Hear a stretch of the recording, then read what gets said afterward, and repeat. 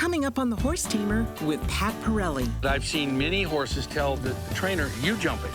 My little saying is when they act like an ass, let them eat grass. Well, you know why cowboys like dachshunds? They wanted to get a long little doggy. I can only imagine what it would take to ride him when he gets scared. Yes. Now, I'm not made out of rubber anymore. I'm Pat Parelli, and I have loved horses for as long as I can remember. We don't want our horses to be afraid. Since 1982, I've been sharing my knowledge to make the world a better place for horses and the humans that love them. My name is Pat Parelli. Remember, keep it natural. But you can call me the Horse Tamer.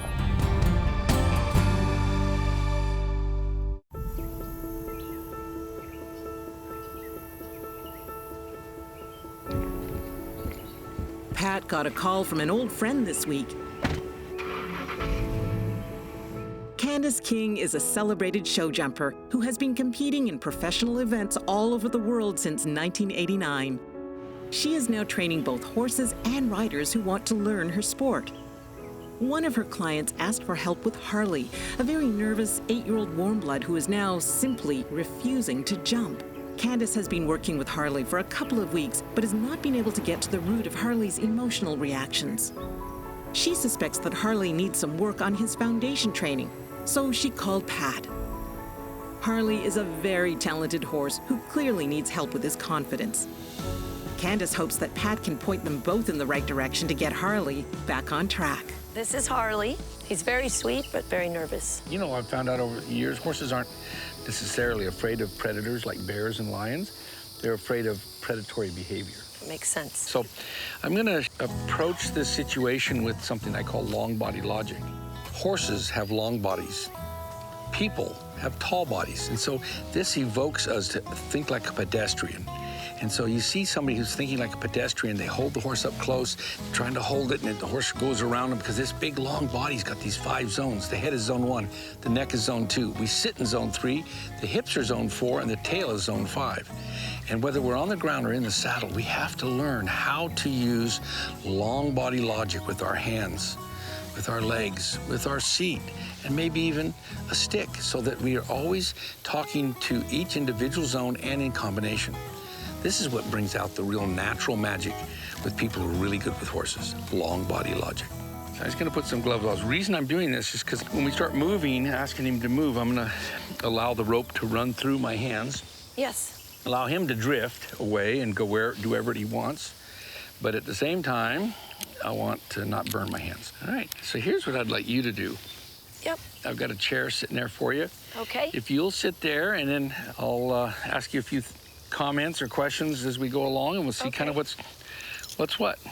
So I like the fact that he's curious, because curiosity is a good learning modality. Apprehension, fear is not. So what I want him to do is go, this is funny, this is interesting, what are we doing? All right, so I'm gonna do is, first of all, walk away from him, and I'm gonna give him as long a rope as he wants. So like here, he's putting his head down, I can just feel it. Okay, and I'm not gonna do too much about it like that. I'm just gonna kind of put a feel on that rope, gather it up. See, I'm not even looking back there.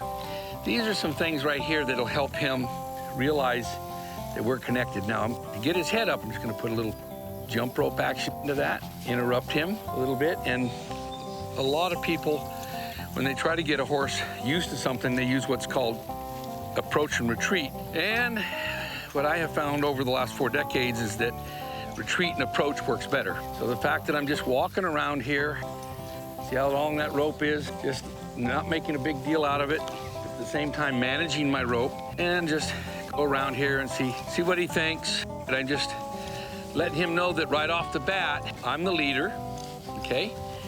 And for him to follow. Thumper, come on, come on. Some more long body logic. He's got a long body. He does. Well, you know why cowboys like dachshunds? They wanted to get a long little doggy. All right. If I stop, I want to see if he'll stop. I want him to learn to synchronize with me. If I go, and I want you to see how I'm doing this. That's why I've got such a long rope, and I got those gloves on so I can let that rope slide through my hand, recoil it. So now, see if he'll let me touch him with this carrot stick. What I'm gonna do, though, is I'm gonna walk away from him, not just walk up to him and say, let me touch you with this. I'm gonna see if he will follow me while I've got this in my hand, again, using retreat and approach. And what I'm gonna do now is I'm gonna walk down his side with my stick in my right hand on his right side, so we can see right there. He lost some confidence. Change hands, put my stick in my left hand for his left side. We can see he's already apprehensive. So what I'm gonna do is I'm gonna change tools, because he tells me that he needs more long body logic. So what I'm gonna do is lengthen my body here, see if I can get him more confident from farther away. And we'll extend this out here. This is 12 more feet, plus my arm is 2.5 feet. So now let's see if we can walk backwards. I can do something. You can see there he's apprehensive, that rope there where it has a coil that got wadded up there. That didn't work out so good. Gonna get that straightened out. He's very aware. He's very aware, which is a great thing, because yes, horses that are aware, that are perceptive to danger, people, places, changes, and things, will also become aware yes, to our cues and communication. And the jump, okay? So what I'm gonna do is work on rapport, okay? I'm just gonna see if he can be confident and like me and like what I do. And then I'm gonna ask him to respect what I do, all right? What I ask of him. I'm just gonna use this stick for boundaries, and I can put it on one side then the other. Confidence, acceptance, understanding, results. Ronnie Willis taught me that. Confidence, acceptance, understanding, results. Confidence, acceptance, understanding, results. First thing he wants to do is go to his second instinct, which is fly from fear, okay? But he doesn't really feel like he wants to go somewhere, all right? Like he wants to move around, but he doesn't seem like he wants to run over there. Maybe as we start to investigate and see what personality is, we might find out that he's more introverted, but we'll find out. We'll just allow him here to do different things, and I want him to tell us his story. So I'm gonna allow that rope to drift if he wants to go around the barrels on this side. yes. All right. I can feel his tension, and at the same time, he doesn't really want to go forward, but when he does it with, you know, some energy, kind of, but it's a worried energy. So what we're looking for is rhythm, relaxation, and understanding. And so one of the things I think where a lot of people don't realize they're doing something dysfunctional with their horse is that they constantly are chasing the horse with the whip versus allowing the horse to go around. And now I'm gonna do here is I'm gonna see if I can set it up where he goes around here and can look at each one of these confidence obstacles with each eye. There, he's gonna look at the barrels with his left eye. Now he's looking at the blue one with his right eye. Now I'm gonna ask him to go around on this side of the green one with his right eye. So you see how he looked at it there. Again, this one with his left eye, that one with his right eye. And I'm not asking him to run. Yep. I'm gonna see if I can get him to go around this tarp on the left. Looking at this, I'm just gonna kind of guide this around. Looking at the barrels now on this side. Go around the tarp on that side. Now I'm gonna see if he'll put his nose on the barrel. I'm not gonna drive him, I'm just gonna allow that forward momentum. I got a lot of tension on this rope. Let's see what we got. All right, so I want him to have the feeling he can come back to me anytime. I want him to have the feeling that we're not gonna ever push him toward an obstacle or on an obstacle or to jump an obstacle or anything, but to give him an opportunity to use his brain to make the change that we're looking for. There we go. In order to do that, we've got to make sure that the chemistry that's in his body, because he's got his adrenaline up, we need to make sure that we're getting the confidence endorphins like serotonin and dopamine, not the skeptical ones, which would be the cortisol levels. Makes sense. Good. So whenever a horse gets their adrenaline and their cortisol levels up, then my little saying is when they act like an ass, let them eat grass. And this starts immediately getting the horse to go, oh, I thought I was supposed to be worried. It's time to eat. Okay? What I see is more of an introverted type of a horse, and he feels a little bit on the right brain side. So let's go over here and try something else. I call these herding sticks. Lots of tension here, pulling on me pretty hard. There we go. I want him to seek relief. Let's see if he'll get curious. Seeing this saddle over here. Yes. Curiosity and confidence. Curiosity there. I like that. Now I'm gonna ask him to go between me and this tarp. some way, somewhere, somehow. Got some trucks going behind us. We got all kinds of situations here in our environment. Going over there, I'm gonna put a boundary there. Let's go around it. Let's see if we can go around that tarp. I like the fact that he got curious about that saddle stand and that saddle. And then, you know, I want him to feel like, oh, this guy's got some interesting things, but he's not making me feel like I've got to do anything. I like how he's starting to check in with me. Let's go around the barrels. That's already closer. Almost every jumping horse trainer, except for you, that I've talked to, seems to have an approach of, if I point you toward a jump, you're gonna jump it. And yet I've seen many horses tell the trainer, you jump it. They duck out and go right or left. Yes. Good. Now there's some curiosity.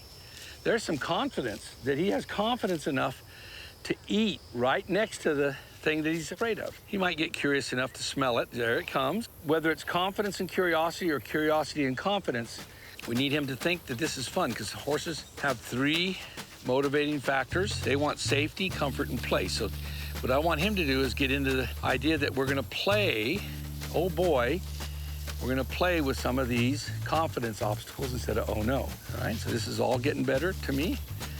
And I would say that spot right there is what they were having a hard time with. Exactly.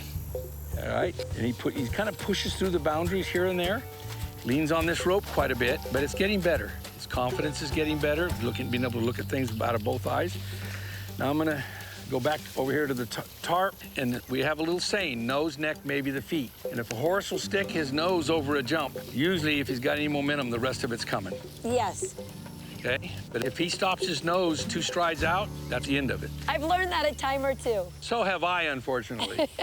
And I'm not made out of rubber anymore. So I'm liking a lot of things here. He's starting to realize there's boundaries. He's starting to realize I've got something in mind.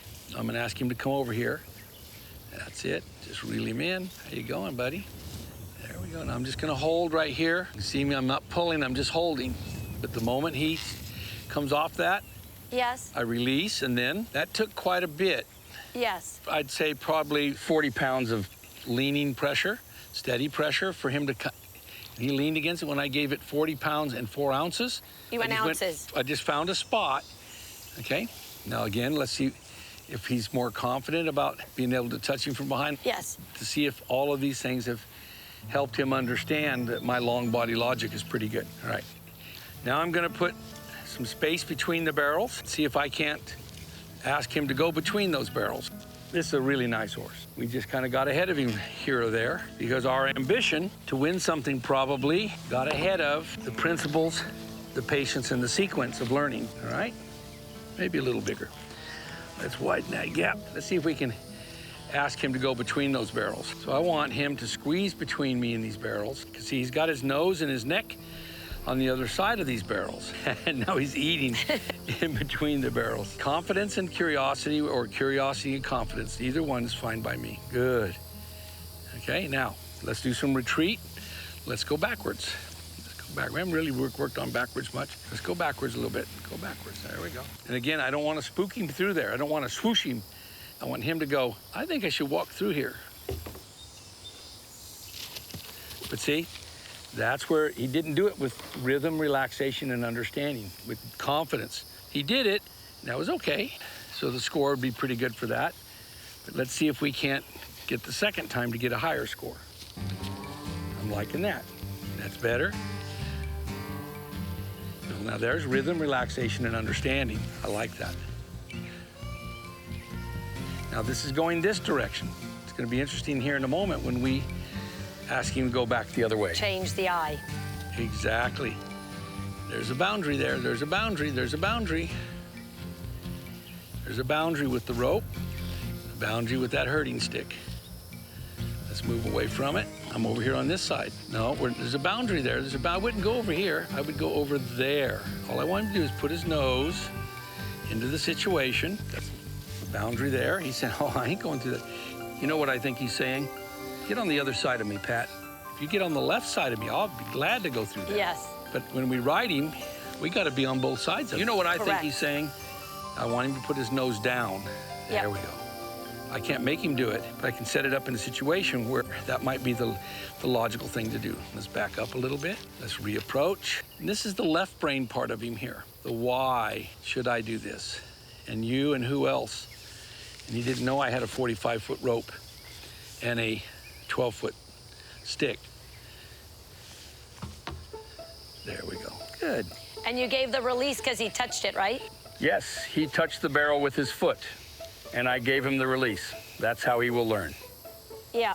And the game is to help him think that this is fun, because horses will run faster and jump higher out of heart and desire. Now, I'm gonna add some energy behind his withers and see if I can't make him a little uncomfortable. Yep. There. There, nice. And now he's gonna go, now what? I'm gonna say, now, do whatever you want. You got on this side over here. So now let's see what we got. We're gonna allow that forward movement again. I want him to feel like he's got lots and lots of options. I'm almost at the end of my rope here. And just the fact that he's moving forward. Ah, there. Now, rapport, he's yielding. Respect. So I'm gonna put a little draw on this. I'm gonna see if he understands and is gonna give me willingness and try to go through that gap. Or is he gonna try put effort into not? See how little it takes. See, he'd like to go over there because he's used to seeing me out of that eye. There we go. Confidence or curiosity, doesn't matter to me. I'm gonna try to touch him behind the withers because the withers is the drive line. Everything behind the withers, if a horse is respectful and understanding, should cause him to go forward. One of my favorite concepts to get people to have an aha moment is telling them and teaching them about the drive line. So at the break of the withers, everything in front of that, if the horse responds with respect and understanding, should cause them to either slow down or turn. Pressure behind the drive line should cause a horse to go forward or to yield his hindquarters away, turn and face. But it only happens when they are in a responsive modality and they're not reacting. They're not afraid of having something behind them. So the first thing we need to do is get his confidence, and then what we got to do is get them to respond with respect without fear. Everything in front should slow them down or turn them. I say the word should. It does, if a horse doesn't act like a partner, then they'll do whatever. There it is. Good on you, mate. You see how my hand is open? So he goes over here and doesn't feel a big jerk on the other side of his head because, like, now don't get away from me. Yes. What I'm finding, his story is he's not confident with the human on the right side of you. Like just there. Oh, yeah, absolutely. That's what we're looking for. In order to be a great puzzle solver, we have to isolate, separate, and recombine.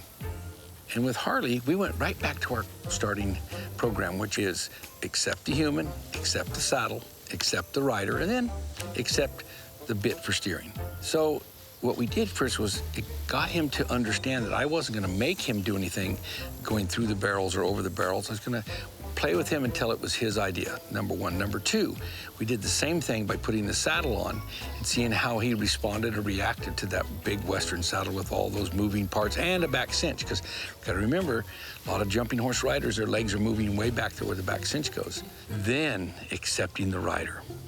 And then accepting the bit for refinement of communication. So it's just a natural progression, being able to get their confidence, their acceptance, so they have true understanding. I had Harley reapproach the barrels, this time wearing a saddle.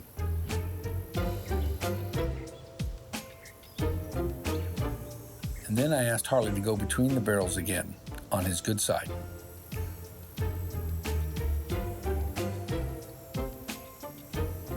Expect a lot, accept a little, and reward often.